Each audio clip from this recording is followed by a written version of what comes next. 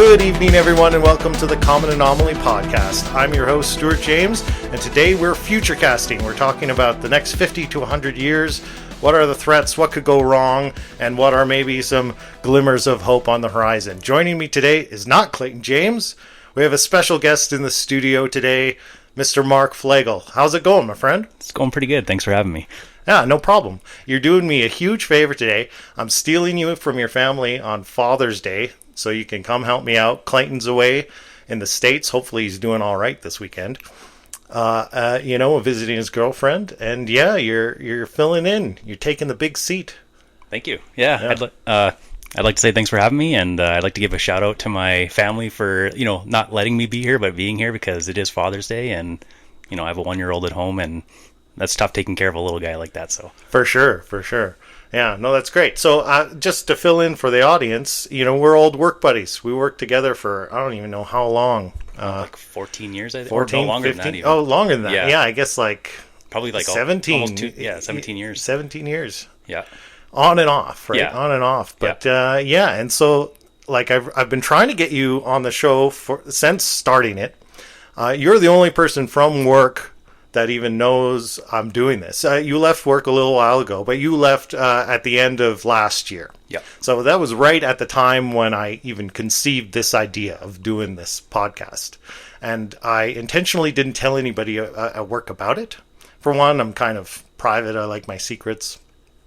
Likewise, yeah. I just also, in my mind, I was just like, well, if I do 2 episodes and then decide it's not for me and shut it down, I don't want to have been told everybody in the world that I'm doing this. Yeah. And so I'm sure someone will figure it out at some point, but I wanted to keep it to myself, Yeah, and I remember us brainstorming, or not necessarily brainstorming, but talking about this before I had left, that you were looking to do some sort of podcast, and it's great that you got one going, and it seems like it's a huge success so far. Oh, it's going pretty well. I tell you what, it's really hard to organically grow an audience on a podcast, and like Clayton and I have said many times, it's like the worst time in the world to start a podcast.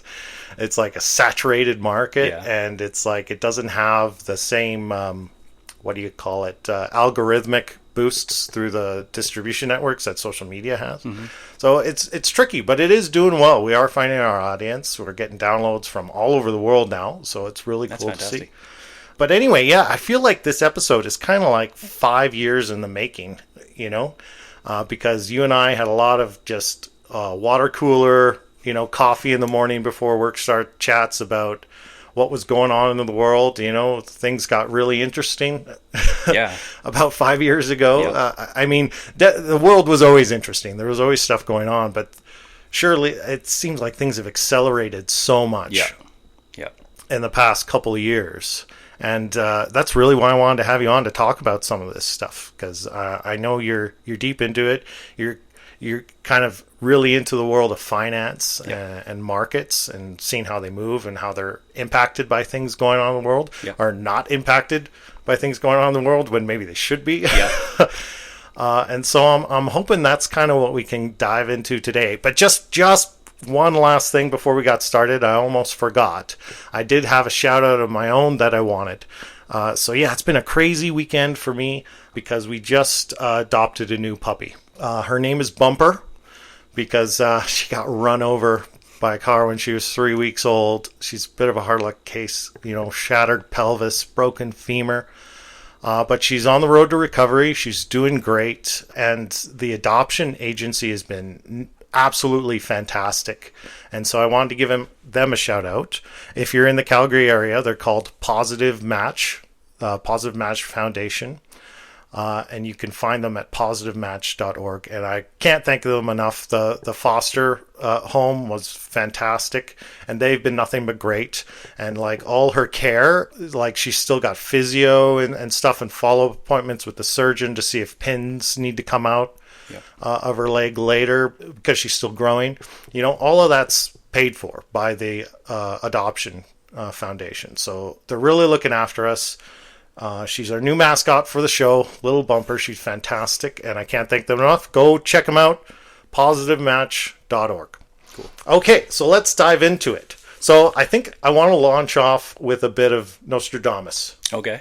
For you. I'm going to try to I'm not trying to trigger you, but I'm trying to lead you off here on something. So I decided to look at Nostradamus a bit and see, he's a famous prophet, I guess. For those who don't know, I guess what Nostradamus, he wrote these very poetic quatrains. So they're little paragraphs, and they're quite cryptic. So there's a lot of interpretation that goes into it, but people have, obsessed over these things for decades, trying to unravel what they mean, and people have kind of figured out a chronology and attributed this or that. We're not going to go deep into that. I just want to dive into what did he say about our current time, or what are the leading theories. And the very first note that popped up was war and civil unrest. So I don't think that's surprising to anyone. No. I'll just refer to the quick note here. So Nostradamus wrote of cruel wars and foes from within and without. And so some have interpreted that as political divisions, particularly in Europe and the United States. There's even speculation he foresaw a slow-burning civil conflict in the U.S., possibly triggered by economic collapse and political upheaval. So that sounds about right. Yeah. Does it not? It does, yeah. Even particularly this weekend. So it's fortuitous we're doing this weekend, because yesterday was the big Day of Kings protest. The LA riots have been going on, and I'll call them riots. Some are going to prefer protests, but from my personal assessment of things, I'm going to say riots. So we really are seeing civil upheaval, and we know we have wars breaking out. We've got, just this past couple days as well, Israel attacking Iran. Iran's now responding. So war is getting very hot. Ukraine war is picking up steam constantly. I know sometimes it falls out of the news cycle and people think it's getting better, but no, it's been really hot and brutal the entire way. Since the beginning, Pakistan and India are at it. It feels like just a matter of time before China decides to move on Taiwan. Yeah. They'll probably pick their moment. That might be getting close because everyone is very distracted. Yeah, busy with something else elsewhere. Yeah. So what do you think about that? What do you think about all that stuff? And how does a financial collapse contribute to all that? Well, it definitely plays a role in it. It might be everything in terms of because usually what you see in those conflicts is money moves first. And that shows you where things are heading from the lens I look through. When Nostradamus is talking about those things, was he specifically talking about the United States, or is he just talking about the world in general? No, because, and that's when you read the quatrains, they're not that specific. Like I said, they're very cryptic, and a lot of those reference points are, well before his time. Mm-hmm. That's true, right? Yeah. So what I'm giving you basically Cole's notes on other people's interpretations. Okay. Right? Yep. When I talk about that stuff, there's other stuff there. There's asteroids, return of a plague. Yeah. That people have assumed was one thing or another, but honestly, since he was around, you could attribute that to so many different plagues. People put a certain timestamp on it based on other clues hidden in the text or whatever. So we're kind of just going to take that at face value for the purposes of this episode. Okay. Yeah, I think that when you talk about things like that in a general sense, it just is a cyclical thing where you're definitely going to have that happen over the course of civilizations, and things are going to rise and fall. And I think if you see that in your day-to-day life, then you can extrapolate that out to a much bigger picture, and you just realize that's just how things work within nature. Things rise and then they fall, and there's pretty much what we're seeing right now. You see the American Empire, it rose up for 250 years, and now it's kind of, you could say it's declining. Some people think it's not declining, some people think it is collapsing, and I just think that's a natural progression of things within the world. Yeah. Well, it feels like it's collapsing to me. Yeah. I don't know, and maybe you're right. Maybe that's just our particular window of context. Yeah. But it does seem like the current trajectory is things are getting worse. Quality of life is going down. Yeah. Civil unrest is increasing. Yeah. Just if you look at the United States right now, how do you not call that mass scale civil unrest? Yeah. Right. And I think I've got a stat here. Sorry, I'm going to flip pages. Buried somewhere. Global risk models. Okay. The recent analysis by the WTW. I'm not sure what the WTW is. Do you know? World Threat Watch. maybe I don't know. something like that. WTO or WTW. I don't know, but it highlights a 3,000% increase in insurance claims related to civil unrest since 2020.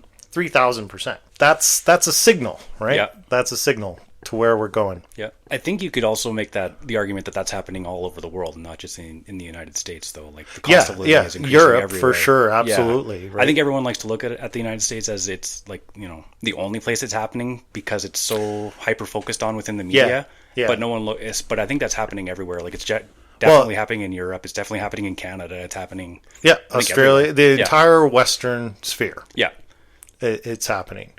And definitely the Eastern Sphere has its problems as well, right? Yep. And what do you see when things get tough, people close ranks, yep, and they start fighting over resources, yeah, right? Because things are getting competitive all of a sudden, yeah. And we're geared to survive, so we start closing off our. Yeah, there's a certain point where we kind of flip a switch from cooperative mode to competition mode. Yeah.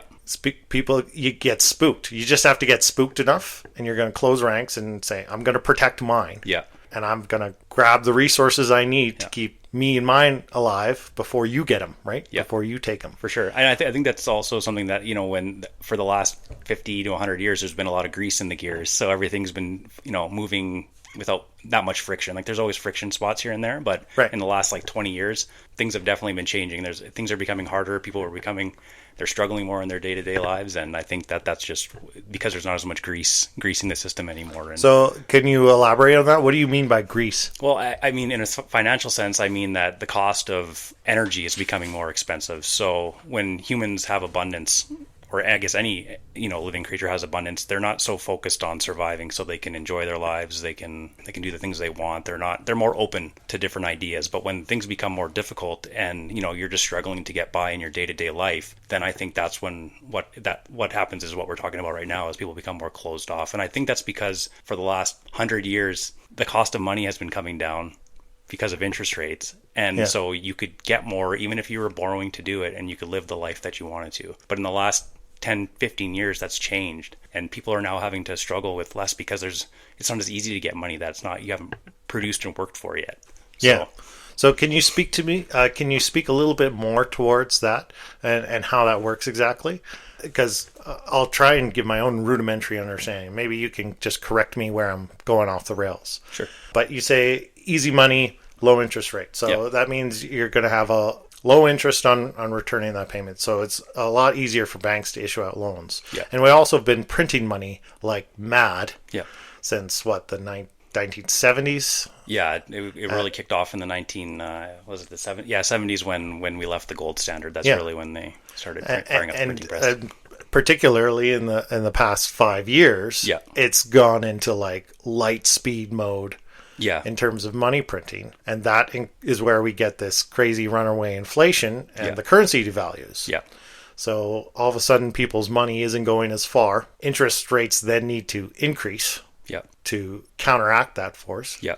Am I right so far? To clamp down on the money supply. I don't understand so the velocity of money slows down, and it's not chasing goods. And what happened in the last 5 years is we had bottlenecks in the supply chain. So there wasn't as many goods being produced to counteract the amount of money that was being printed. So there was much more money chasing fewer goods, in that sense. Right. And then the money printing's been going on for a lot longer than the last 5 years. It's just that before that, we didn't have all these mass regional conflicts, and we didn't have COVID, which was creating supply chain bottlenecks. And so goods were still coming to market before that. But in the last 5 years, it's been harder. So money had no place to go but into goods and services and pushing the prices up of those goods and services. Right. Yeah. Wow.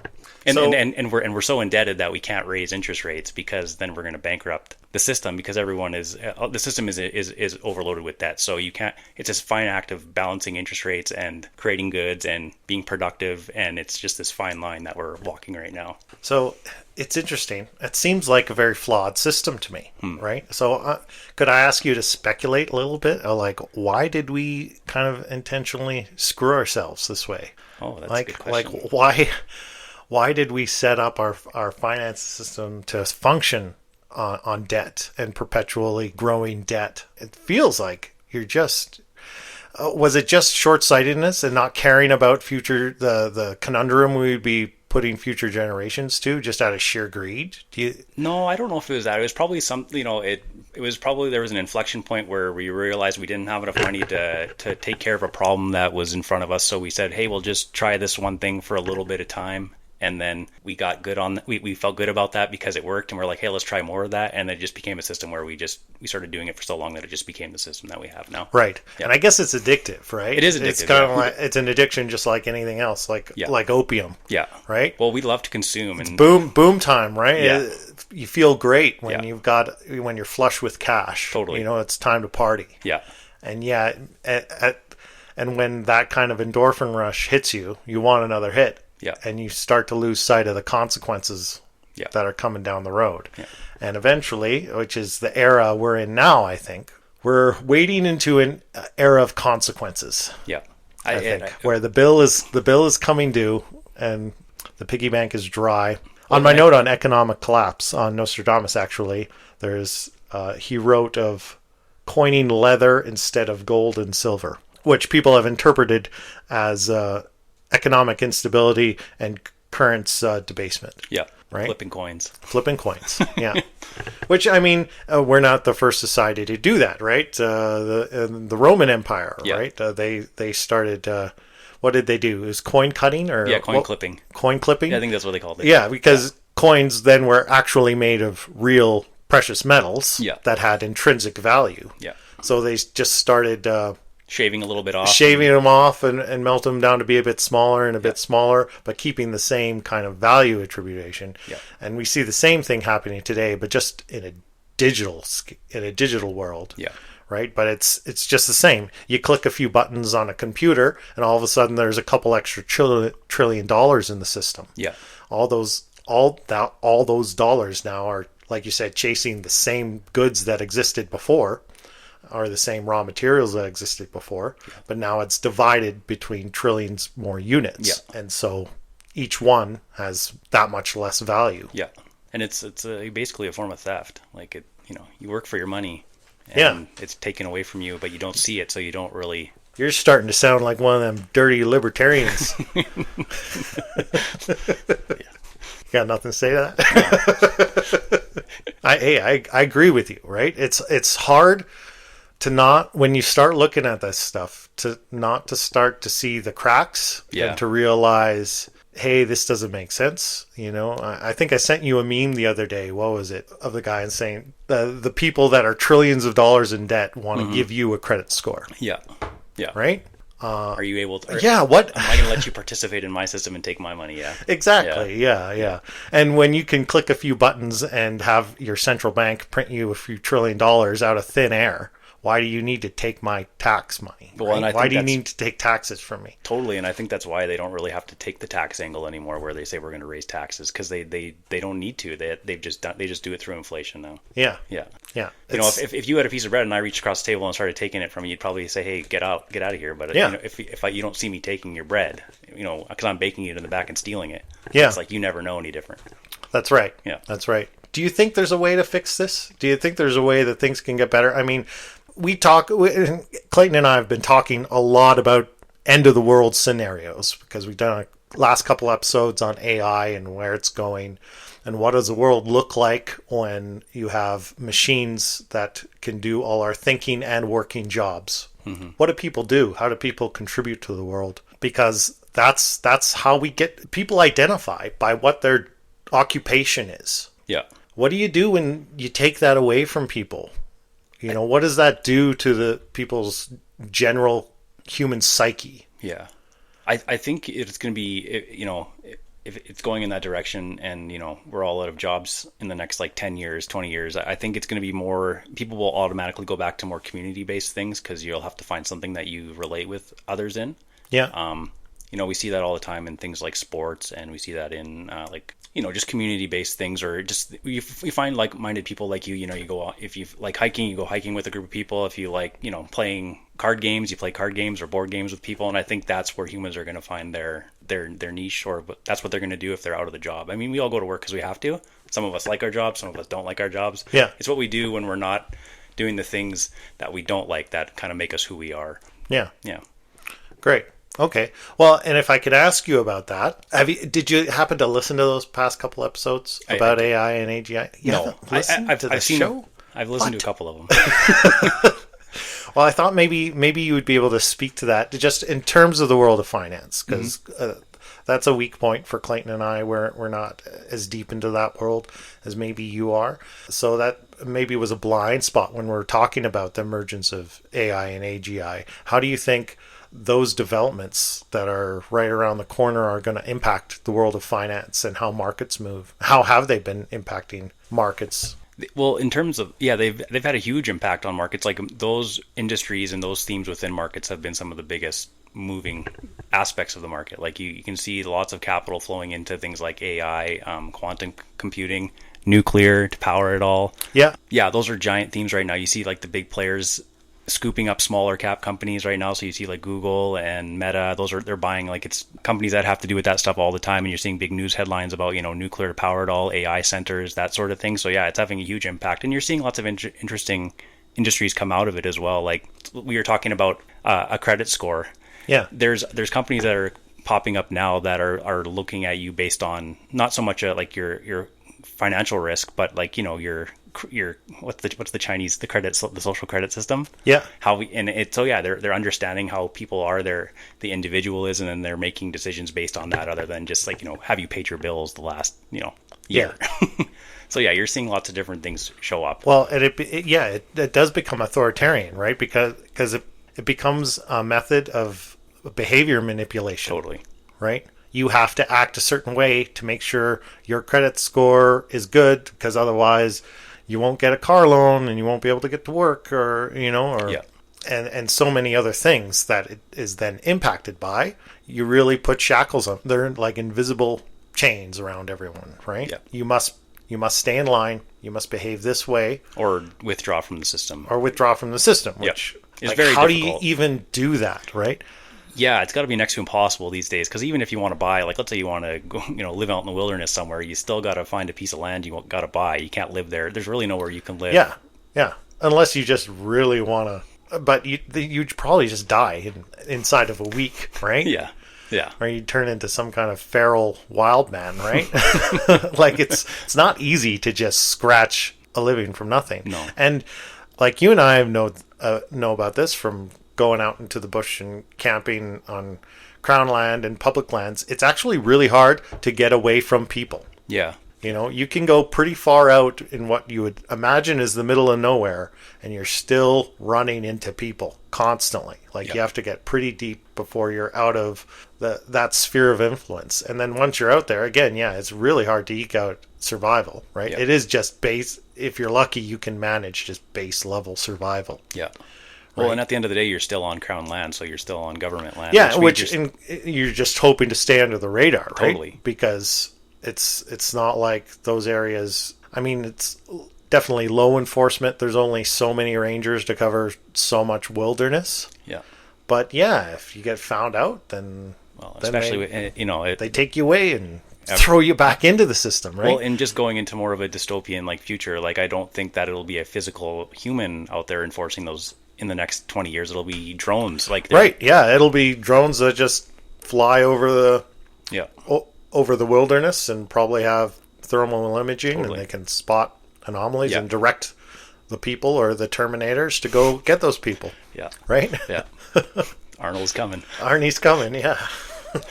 Okay, what else we got? What about Bitcoin? How does Bitcoin factor into all this? I know you following Bitcoin. Yeah, Are you a Bitcoin bro or no? Yeah, I'm a Bitcoin bro. I think it's one of those things you need to have it. There's a saying, it's either going to zero or it's going to a million, and I think it'd be foolish not to own it. Some of it, just a little bit, if you don't believe in it, just to hedge your bets. The system's been based on gold before the last 100 years, and now it's kind of a fiat money system, and maybe the future is Bitcoin and gold, or maybe it's gold, maybe Bitcoin is a bubble, but it's hard to say.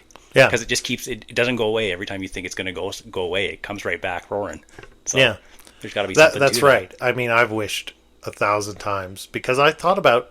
I've told you this. I don't know how many times, but Bitcoin first came out in 2011. I wanted to buy some. I thought, oh, you know what? it might be smart just to buy one or two of those coins right now when it first is launched. But at the time, it seemed so convoluted and complicated to do. You had to get a digital wallet, you had to find an exchange in Canada, which was because it was brand new.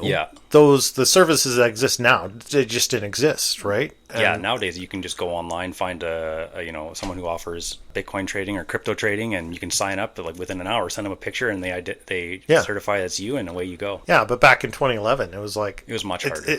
I remember looking into it and being like, because I want to do this, but it's just too complicated. I can't figure out. There's all these technical terms being thrown out about what you got to do and the steps to actually acquire one of these things. And I was like, I can't be bothered. Yeah. And man, here we are, 150,000 or whatever. I should have put a little more effort into that. Yeah. Could have changed my life, right? And you're right. Things do tend to have an upward trajectory. I mean, I recently just got out of the markets because I got spooked.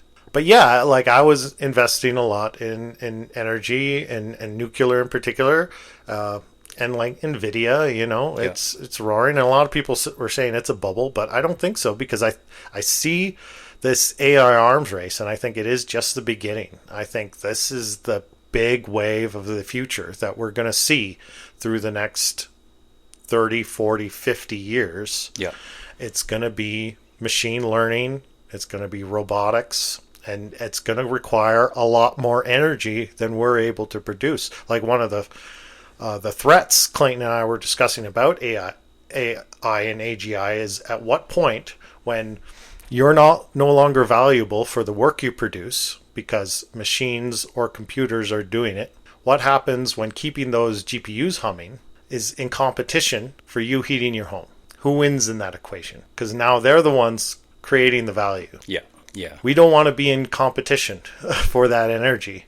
And we're just going to need vast production of vast scaling up of electricity. Yeah. And really, there's still a lot of resources left to do that. There's a lot of ways to do that, but it's not going to be solar and wind that are going to power these massive, GPU farms. Yeah. To power AGI, and I think that's why you see the huge push into nuclear. Like, like even in the last couple of weeks, like those companies were already on a tear in the markets, but they've come roaring right back since stocks were down big in April, and they're some of the best performing stocks now, because I think there's so much money flowing into those things, because you're right, it is the future. Nuclear is finally getting its day in the sun. Yeah, which I've always thought it deserved more attention, especially like I really think if we were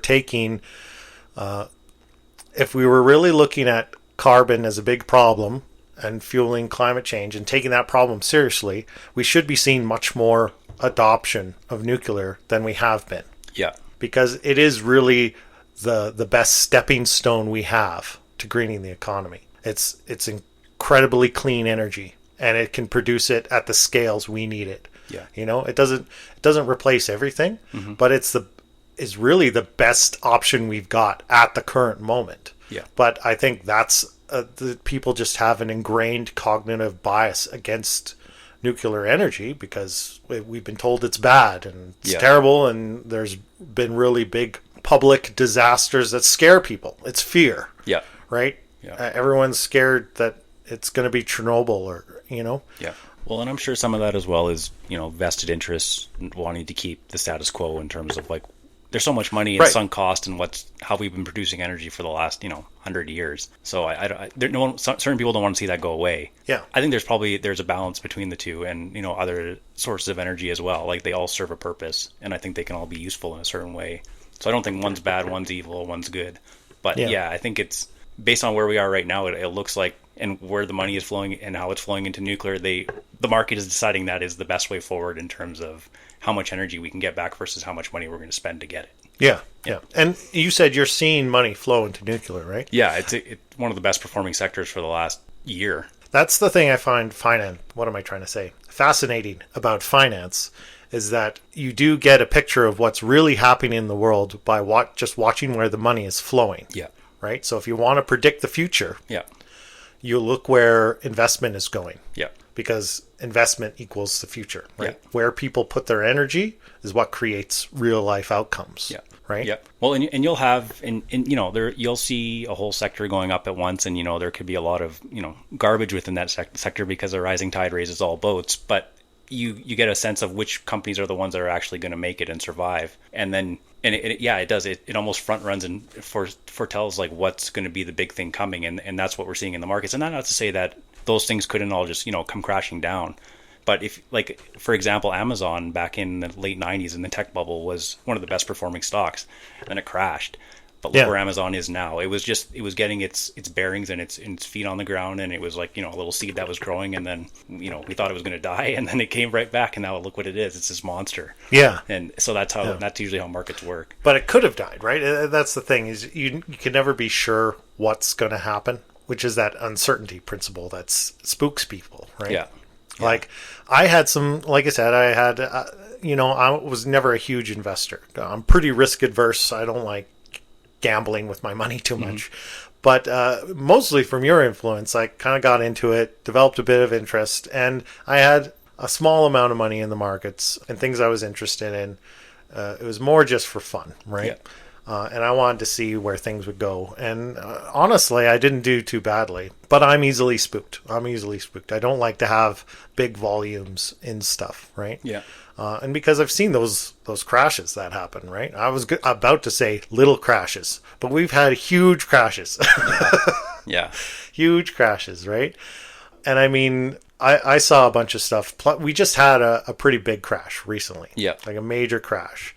And I didn't think things were going to recover. I was like, well, that's it. And I was like, oh, I might as well hold. Might as well just hold. I could have dumped stuff then, but I was like, no, because I do think, AI is still coming. That's a train that's not stopping. So I just held on certain things, and we did see recovery. Mm-hmm. So, but when we recovered to a certain point, I was like, okay, my head's above water again. I'm getting out. Yeah. I'm getting out because I feel like there's another even bigger crash looming in the future. What do you think? Do you think another, like a truly devastating crash is on the horizon? I don't mean next week, but say in the next 20 years.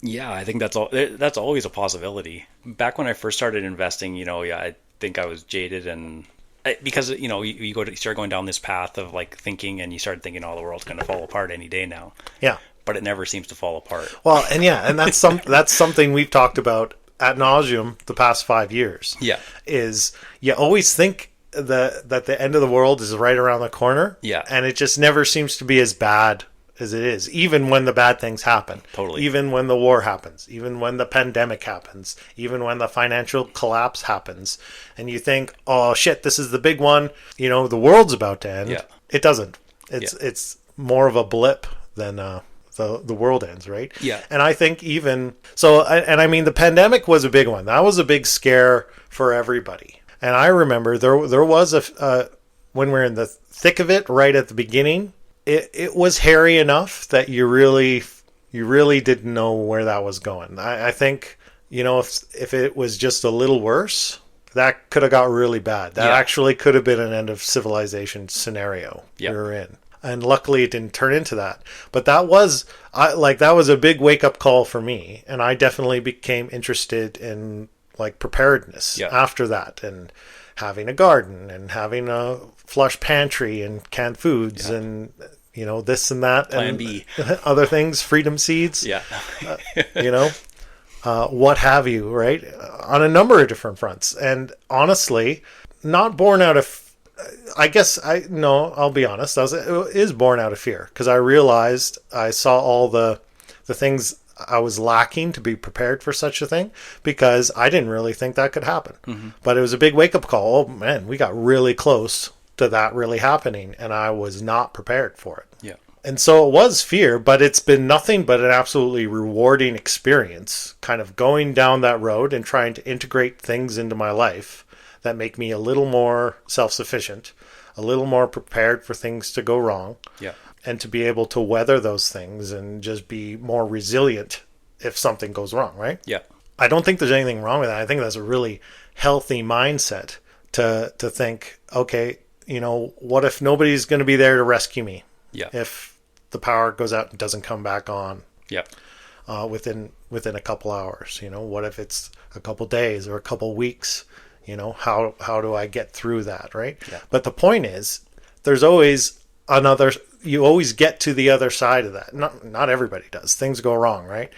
But and I remember talking to my folks, and because when Ukraine first started, I was buying iodine pills and stuff and water purification tablets and all that good stuff, right? And I was over dinner with my folks, and they're just like, why bother, right? If nuclear war actually happens, why would you want to try and survive that? It's just going to be devastation. Who wants to live in that world? And I was like, there's never, in all of human history, there's never been anything happen that's been so bad that there's not people on the other side of it that have a good life. Yeah. We always bounce back. We're resilient as a species, right? Yeah. As an organism, we find a way, and there's always the other side of it. Yeah, right? I think that's why things never get as bad as we think they're going to get, because humans are really good at mobilizing right away and figuring out that way to survive. Yeah. And just looking at, like, in terms of finance, like, you see crashes throughout the history, and you're just like, how did things ever get back to the way they are now? And it's just like, because humans are really constructive, and we understand when things are really bad, we find a way to survive. Yeah. Yeah. Yeah. And so I think, because I don't want to be a doomsayer, right? Mm-hmm. And that's why I bring that point up, right? Because if you think about, the great financial collapse in 1929, people were jumping off buildings, right? Because they lost everything. Yeah. But how long did it take for the economy to recover after that crash? What was it, 2 years? Yeah, well, it took a long time. Like, and there's different theories as to why it took so much time, and it wasn't until World War II that things really started picking up because there was so much government spending. But yeah, there was a lot of interference in the market back then, and before that. But there's so many crashes before 1929 where it crashed and then it came back right away because humans figured out bad investments got wiped out, and then people started creating again with what was still left. So the point of that is, if something bad happens, don't jump off a building right away. Totally. It's not the end, right? Well, and I'm sure the guy who jumped, or the guy or the gal who jumped off the building, was somebody who just like, I'm buying everything because nothing's ever going down again, and I'm going to mortgage my house out to buy more, and then that's when it happens. That's when it all falls apart, because you get this mass psychology, everyone thinking this can't ever go down, and then that's when it goes down because there's no one left to buy. Yeah. So do you think there's a glimmer of hope then for humanity over the next 50, 100 years? I mean, I feel like we're going to go through some hard times here. Yeah. Like, I think war is going to get worse. I do think civil unrest is going to continue to get worse. The harder life gets, the more quality of life goes down in these parts of the world that are used to having the best quality of life in the world, and maybe they won't. Yeah, I think it will. I don't think... It could get bad. Maybe it doesn't get bad. But I think no matter what, we're gonna find a way to survive. It's not gonna. Yeah. It might be crappy for a while. Yeah. Yeah. But that's why you gotta get smart and adapt. Yeah. Right. Exactly, and that's what you were just talking about in terms of having like a plan B if things do go wrong. There's nothing wrong with that. That's a great thing to do. Why would you ever expect something bad not to happen? You don't. You should always have a little bit of money. If your roof starts leaking, you have money put away so you can fix it, or and because no one else is going to help you do that stuff. Like, you got to look out for yourself. No one's gonna You'll have people that'll help you, but when everyone's looking out for themselves because everything is so hard just to get by, you need to have those things in place to protect yourself. Yeah. If anything, I think that's the defeatist mentality, and that's why bad times happen, is because we've gotten so comfortable. And like, I'm talking about when I say we, I'm talking about the royal we, like all of society. So pardon me, I'm going to speak for all of humanity at this point, or at least all of Western civilization. But I think we've gotten really good at just assuming things are going to be handed to us, and if things go wrong, someone's going to fix it for us. Yeah, and that just and it's going to be someone else's job, to fix your roof, or if the economy's bad, that someone else is going to come along and support you and make everything all right. Yeah, and I think part of the reason things are getting bad now is because we've put faith in those institutions to do that for us, and they're not interested in actually doing that for us. Yeah. And when push comes to shove, they won't be there to rescue you. Yeah. You better look after yourself, right? Yeah. My hope is, I think that's the glimmer of hope, is people will clue into that. We'll have that moment of realization that I need to take personal accountability for what my future is going to be. and not depend on someone else to just hand it to me. Yeah, and unfortunately, I think that realization comes when you realize no one's coming to help you. So it's like, oh, yeah, and that's a bad moment to figure that out, right? Yeah, it's a terrible moment to figure it out, but that's that's how it goes. Yeah. Well, that would have been me, right? If COVID got worse and that turned really bad, that I would have been in that boat. Yeah. But that's what I mean. That was my wake up call. Yeah, that was when the switch went off in my mind that, oh no, I got to look after me. Yeah. And I got to look after my family. Yeah. Right? I can't trust my employer, my government to do that for me. Yeah, because at the end of the day, they're just individuals looking out for themselves as well. So, and I never understood. I mean, I never did. Hey, this idea that someone isn't going to come and help me, this person that, this politician or my company that doesn't even know me. They probably don't even know I'm there. They just know I'm in the system. Why would they send someone out to help me if they've never met me before? They can say they're going to do that for everybody, but like at the end of the day, they're just a human and they're going to need to protect themselves and survive as well. So, yeah. Well, and I mean, I do want to steer us back a little bit. I enjoy this philosophical exploration we're having, but I do want to steer us a little more in the vein of the podcast and not necessarily paranormal, but let's just take a minute to maybe explore some truly existential threats to humanity. Say like a massive asteroid that just obliterates the planet. Yeah. Or another one is like a solar flare or changes in the sun that could just really impact our ecosystem or wipe us out.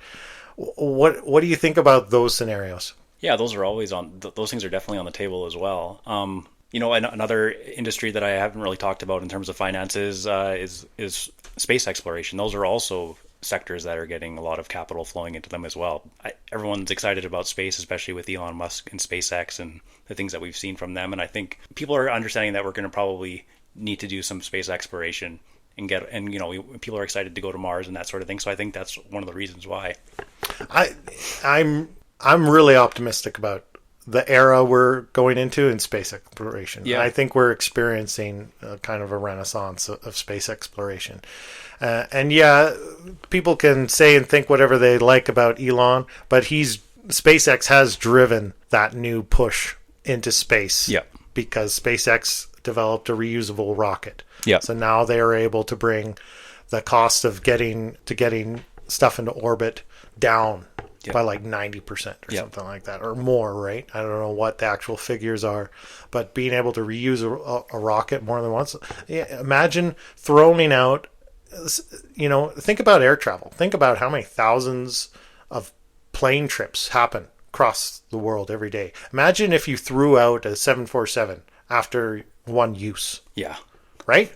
You would never. There would be that you. How expensive would air travel be? You couldn't do it, right? Yeah, it'd be unobtainable for most people. Yeah. But now everyone's traveling, right? Yeah. It's reusability. It's the function of that technology has to improve, and that's the leap they made. And now we can get all kinds of stuff in the orbit. We can build space stations.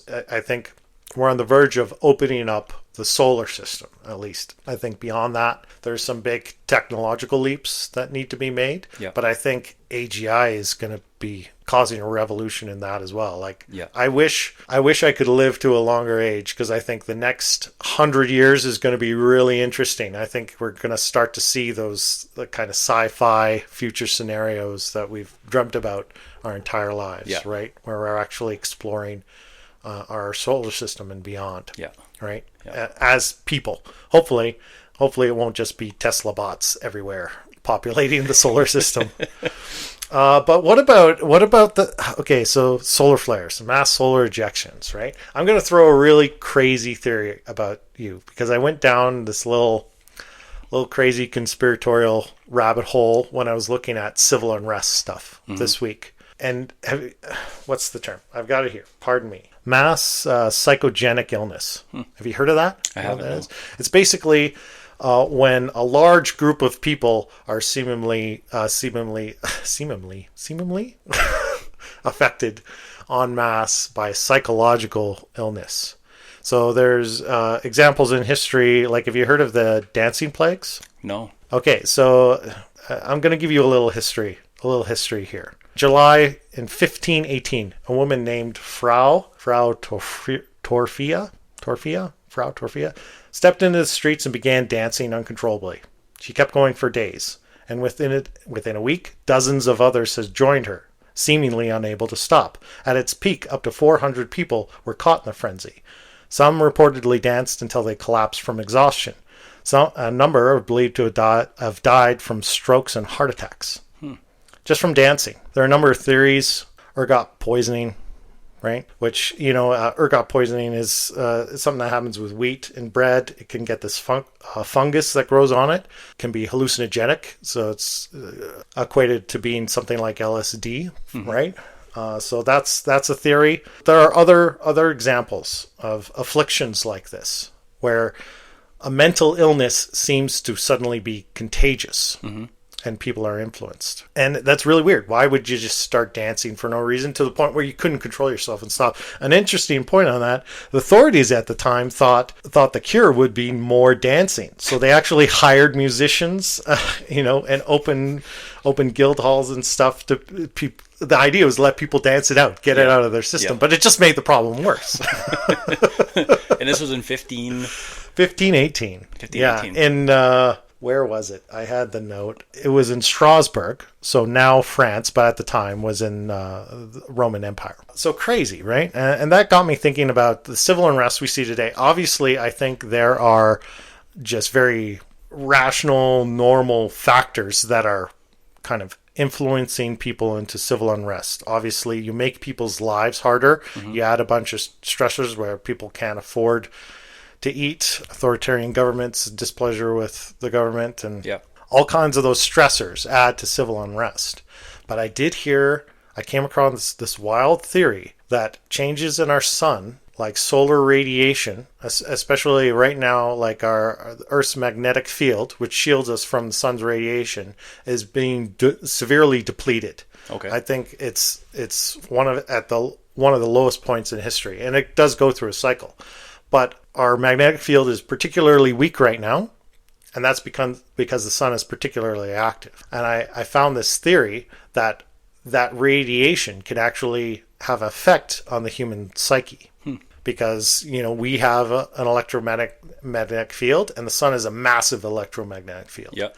And I've heard that if that protection wanes too much, and too much of that solar radiation can induce madness in people. And that could trigger something like a global mass psychogenic illness where people basically just lose their shit. Yeah, and go crazy. Yeah. And wouldn't it be nuts if that just happened to happen at a time when things were already geared, kind of primed for something awful to happen? Yeah. Where are we in the solar cycle? Are we in... I don't know exactly. I went down a rabbit hole a few years ago about solar cycles, and I was looking at charts of them and like seeing how they resemble a bell curve. And but the bell curves for each solar cycle hasn't been reaching as high as the one before it. So we're actually going into what some people would call a solar minimum. Right. Is that right? And I remember doing some research on it, and the same thing that we're talking about right now is people start to act differently, but then also you start to know a lot of cardiovascular issues when you have solar minimums as well. Like there's more incidents of heart attacks. There's more incidents of, and we've been seeing that. Yeah. And it's because there's less. And I forget. I'm no expert about the sun or anything, but is when you have lower solar cycles, you have more solar flares, or you have less solar flares. I forget which one it is. I think you have. I have no idea. Yeah, I did not do that homework. I think it's backwards. Like you would think there would be. At the minimum, there's more solar flares. At the maximum, there's fewer. Something like that. And there's a lot more incidents of like what you're saying, like psychological issues and cardiovascular issues. And it's almost better for humans when the sun is strong. Yeah. Yeah. Not going like not what it is now. I think it's minimum. It's kind of waning off right now. Right. And each solar cycle is becoming less powerful than the previous one, which is why some people think we're going into an ice age. Right. I don't know if that's true. Well, and there's definitely been increased solar activity because, I mean, we're getting, northern lights in, Florida. Yeah. Right? Yeah. And that's been happening for a couple of years where we get these big belches from the sun. If they're pointed in the right direction, if they're pointed at Earth, you get those crazy auroras, right? Yeah. Where that's not normal. You're not supposed to be seeing the aurora borealis in Utah, Yeah. That's not right. They're called the northern lights for a reason. Yeah. Well, right? and even going back to markets, like you see that now that we're talking about this, I'm thinking about different things I remember, and there's some people that use those like solar cycles, lunar cycles, and that sort of thing to trade because those have such a huge effect on us psychologically that you can kind of predict how the crowd's going to react in those. So you'll see certain parts of the year where the markets are generally, if you go over, a course of like 50 years, it's positive in the spring, it's negative in the fall, which is why you see crashes happen in October and things like that. Like there's reasons why those things, they never seem to happen in the summer, but they always happen in the spring or the fall. It's because of those like lunar cycles and solar cycle type things. Right. No, it's really interesting. It's like, and I'm really just going off memory here and shooting from the hip, but I've heard all kinds of things, and that's where I was kind of going with AI and the markets, right? Because you hear all kinds of things like people aren't doing trading now; they have bots. Bots are doing all the trading, right? And in the next few years, you're going to see agents, AI agents doing trading, right? And they're able to analyze market history in so much incredible detail that these patterns emerge that human beings would never recognize. Like people are more bullish on Wednesdays at 3 p.m. Or people will sell when it's raining on a Friday afternoon. It's a full moon. The market's going to be crazy patterns volatile. like that, right? And they'll make decisions and trades based on those really weird correlative things that don't seem to make any kind of rational sense, but it works.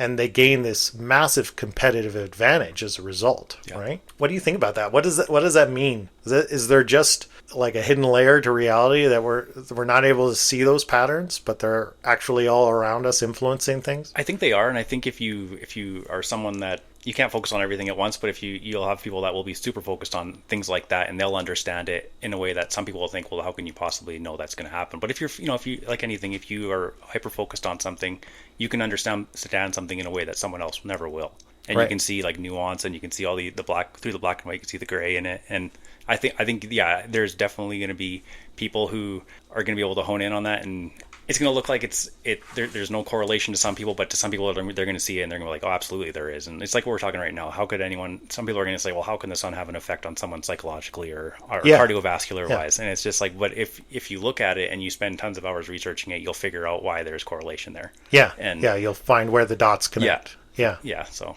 and I think you do see that in markets. You are seeing AI come into it, and I think their AI is very good at trading in a way that is to the minute, and that's why you see these huge companies investing in AI, because they can make, they're not looking to make dollars, they're making to look pennies and cents off things, because they can do that, because the system understands how things move. But I think humans might still have an advantage, or maybe they'll just be able to compete, is that on the long term, if you see themes like we're talking about right now, like Great.